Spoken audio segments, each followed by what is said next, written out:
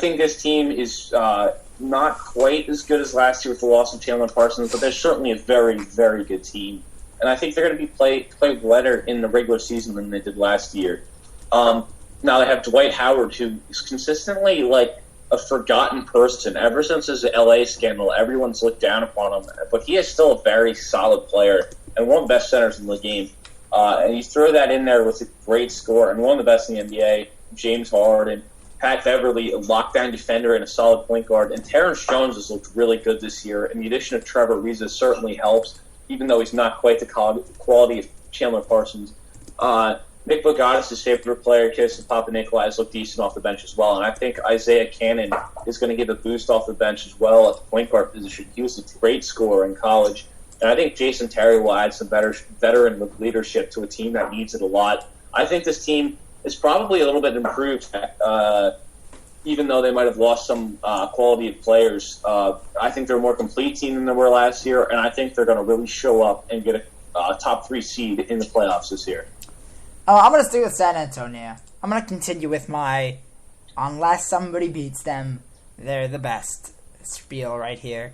I've got them going in as the number 1. It's just hard to bet against them. And I've made the mistake of betting against them, and then last year I picked the Spurs to win it all over the Heat, and I was rewarded. So, I will keep my faith. I will reward the Spurs for rewarding me with a Southwest victory. Okay, moving on. Let's go into some of the awards now. And we'll start with Rookie of the Year. An interesting year. It was touted as a game-changing draft. Then midway through the season, everybody came out and said, wait, what are we all talking about? This isn't a game-changing draft. Then nearer to draft time, everybody thought, oh, maybe it is. And then it kind of faded away again. But a couple of pieces moved. Of course, Wiggins involved in the Kevin Love deal. But at the end of the day, all that matters is who comes out as Rookie of the Year. CB, we've got a good class this year, but who do you think takes the Rookie of the Year award? Well, it's funny, with all the speculation of how great of a draft class this was, the Rookie of the Year might not come from this draft. And Nerlens Noel, coming back from his injury with Philadelphia, is one of the top contenders. And I actually think we'll probably finish second. I think Jabari Parker is just going to have one of the biggest roles in the team, and he's a very talented player. I think having such a talented player in a team that doesn't have a lot of players around him is the definition of a key way to win the Rookie of the Year. And I think that's the situation that Jabari Parker is in. And with that, I think that he's going to score a lot this year, and he's certainly going to develop towards the end of the year. He's definitely in a better situation as of right now than Andrew Wiggins probably is, and I think that he's going to certainly have a great season. Yeah, I hate to mirror the exact same picks, but I've got to agree. I think Noel could have a great year, but I'm going to give it to Jabari. I'm going to give it to the role. You know, the role matters. The role really matters right now for these rookies. You know, I've seen Wiggins play so far, and you know what? He's got a lot of talent, but I don't even have him on my first team. I don't have him on the first team of the rookies. I think he's going to be really good. I think he's going to be the best rookie in this class when it's all said and done. But for right now, I think that he is not quite ready. In fact, the player I have him losing out on the spot to is Doug McDermott. Even though Wiggins is going to start, I like McDermott more.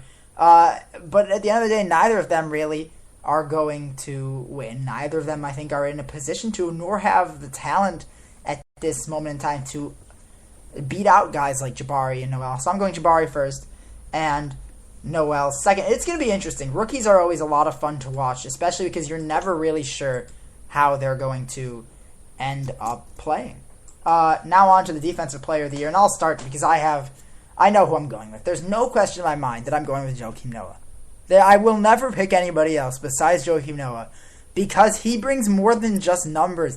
He brings hustle. It's every single ball. You look at the game against the Cavs, he didn't put up amazing numbers, but when he was on the court, they played better. They had a higher plus-minus. They did a lot better with him on the court. He brings an intensity on the defensive side that you can't find in many other players. Every call, every play, it's hard work for Joe. And I think that's what sets him above the rest of the defensive candidates. I've got Anthony Davis in second, but I think, once again, Joakim Noah takes home the award. CB. Yeah, Joakim Noah probably would have won it 2 years in a row if he didn't end up having that plantar fasciitis at the end of the season before last. And so I actually think that Anthony Davis is going to win it this year. He's blocking a lot of shots to start this year, and I think that that's going to really appeal to the voters. I think Noah will probably finish close second. And again, a lot of these awards started to win it 2 years in a row. Yeah, that's true. Dwight Howard managed to win it a couple of years in a row. And then, of course, he just kind of faded because it's just not. It's really tough, and they like new guys. It just seems to be a theme here. They'd rather give it to somebody who hasn't won it before. Moving on now, and we are going to go to sixth man.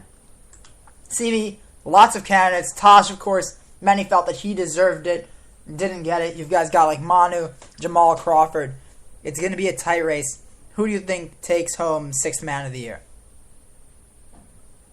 I think it's probably going to be Taj Gibson this year. He just has such a good role in the Chicago team. He was supposed to start before the addition of Pau Gasol this year, and I think the way he just shredded the Knicks really shows his capability this year. He tore that team up, and I think you're going to see a lot of that this year. I think he's going to average close to 14, 15 points a game off the bench this year with a lot of rebounds. He's going to get a lot of fourth quarter minutes, which is going to appeal a lot to the voters. I think he probably should have won it last year.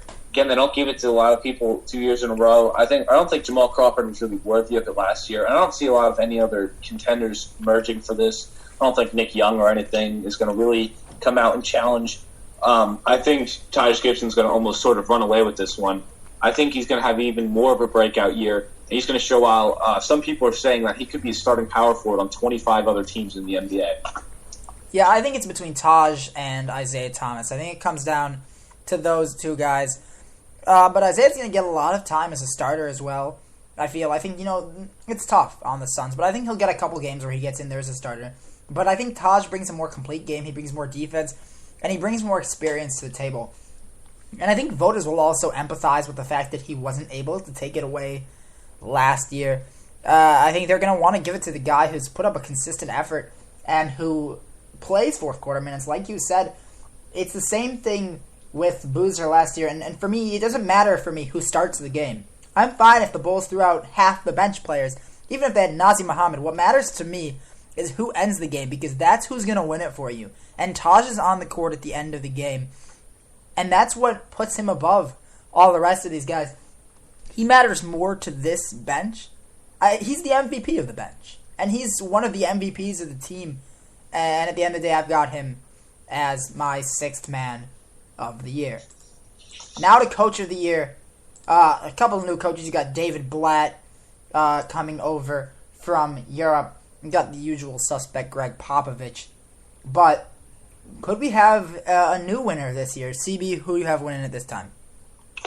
Well, last night at Jersey Boys Sports Talk, I actually took David Blatt, but I'm going to change my voting to Monty Williams. I think the Pelicans are definitely going to make the playoffs this year. And I really liked them as a team this year. And after trying to make that argument for David Blatt, I really realized that there shouldn't be much of an argument there, and that I was definitely making the wrong decision. I think Monty Williams is going to lead that team from a very poor performance last year to in the playoffs in a very difficult Western Conference. I think Anthony Davis is going to have an incredible season. Omer Asik is going to continue to put up the numbers that we saw his first year in Houston when he was averaging a double-double. And then you have Drew Holiday back from injury. He was having a great start to last year. Ryan Anderson was having a fantastic start to last year before his very serious neck injury. And then I think Tyreke Evans will be solid. He can play some defense, and that's what they're going to need, especially with all that size they're going to have. They're going to need a perimeter defender. And I think Tyreke Evans can slide in too and play some defense on that best player. I think that team's going to make the playoffs, and anytime you can go from obscurity to making the playoffs in the West, I think that's a very, very easy way to win Coach of the Year, and we saw Jeff Hornacek do that with last year. Yeah, I thought I was the only one, to be honest. Like, I had picked them. I picked him, and I went in, and I was talking to my friends. I'm like, are you out of your mind? There's no way he's going to do it. I was like, I like Monty. I like what the Pelicans have. Thank God there's somebody else who feels that way. I mean, I went to the ESPN predictions. Nobody picked him. They had people picking Stan Van Gundy. Sure, Stan Van Gundy is Stan Van Gundy, but I just didn't feel that way. I felt like Monty Williams is a guy who's being really overlooked at the end of the day. Everybody relying on Blatt or Kerr, one of the new coaches. I really like what Monty Williams brings to the table, and he's got the players to do it. So much of it is about the team around you. No longer even sometimes whether or not you are the best coach, because if it was best coach, it would probably go to Pops every year. Monty, I think that he is going to bring this team from a afterthought to a playoff team. I do think the Pelicans will make it in there. I think this team has a lot of talent going forward, and I think he's going to have a great year as coach. Which brings us to the award that matters the most, but this year it could be an afterthought for who's going to win it, and already decided. But then again, we never know in this day and age. CB, who will take home the most valuable player award? LeBron James. I think this is a pretty easy one. We've seen what he can do against the good teams in his great performance against Chicago. No Kevin Durant to compete with him this year. I think that's going to make it relatively easy.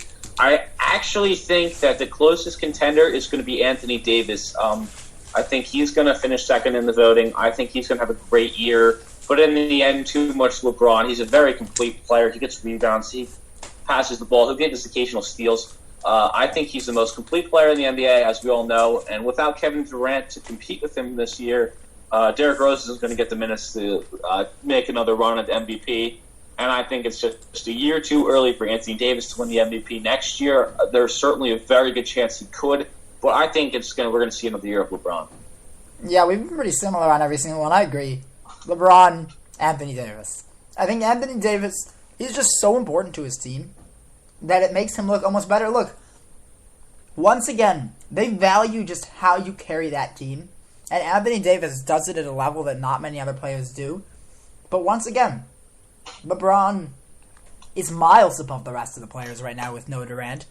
He is the best player in the NBA. He can pass, he can rebound, he can run the court, he can play defense. You name it, he can do it. LeBron James takes home yet another MVP award. The question is, will he take home a ring?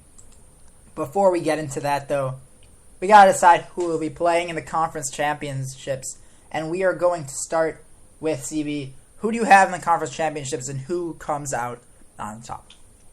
I'm going to take the Spurs over the Thunder in the West. I think once the Thunder get both Durant and Westbrook back, I think that team is going to be very, very good. I think Ibaka is really going to take a step up while those two players are away. I think we're going to see the true player he can be. I think that team's going to take a big step forward this year as a whole. But again, as we talked about, too much Spurs. We know that they have the recipe for winning. And I think they're really going to show it in the playoffs again this year, even if they might not get a top seed. And then I think that it's going to be Bulls over Cleveland in the East. I talked about it earlier. I think the Bulls are the most complete team in the NBA. They can throw 11 guys out there that are really quality players in the NBA. And they have shooting this year. They have explosiveness in Derrick Rose. They have two fantastic big men. They have a fantastic bench that has explosiveness in Aaron Brooks and a great player inside with Taj Gibson. They have great defense with Jimmy Butler, and they have great defense with Taj Gibson, Joakim Noah as well. And I think that team is the most complete team in the NBA, the best Bulls team by far that had Derrick Rose on the roster. And I think Cleveland's a good team, but I just don't think they're quite the quality of Chicago this year. Yeah, I'm going to start with the Western Conference. I got the Spurs as well. In my prediction, though, I have to say, if my seeds lined up, I got all of that. Unfortunately, the Thunder end up with the Spurs in the Western Conference semifinals and get eliminated a round earlier than they probably should. The Blazers beat the Clippers, and we have Blazers-Spurs in the Western Conference Championship. And unfortunately for the Blazers, I just don't think they can beat the Spurs. I don't think you can beat what the Spurs have. Once again, too much Spurs, too much depth, too much coaching, too much experience. It's really hard to get by a team like the Spurs nowadays because they bring the complete package to the table. I think that's something that's developing in the East with the Bulls. And I have Bulls over Cavs. 7 games. That's what it comes down to between the Bulls and the Cavs.